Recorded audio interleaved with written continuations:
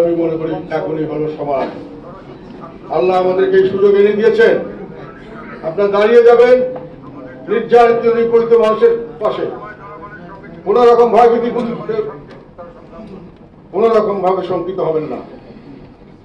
আপনারা যদি জনগণের কথা বলেন, জনগণের সাথে সামনে এগিয়ে যান, জনগণ আপনাদেরকে সমর্থন দেবে, জনগণ আপনাদেরকে বুকে আগলিয়ে রাখবে। সেই পরিস্থিতিতে এই কারণে আপনাদেরকে আমি আজকে এখানে নিয়ে এসেছি আপনাদের অবস্থা শোনার জন্য। সেখানে একটা কথা আমি এখানে পরিষ্কারভাবে বলতে চাই যে আর কোন সুবিধাভোগী সুবিধাবাদী রাজনীতি জাতীয় পার্টি আমার নেতৃত্বে কখনো আর করবে না।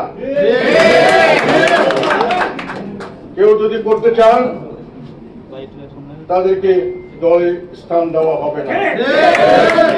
এটা যুদ্ধক্ষেত্রে মাঠে ময়দানে যারা তাদের সাহস দেখাতে পারবেন,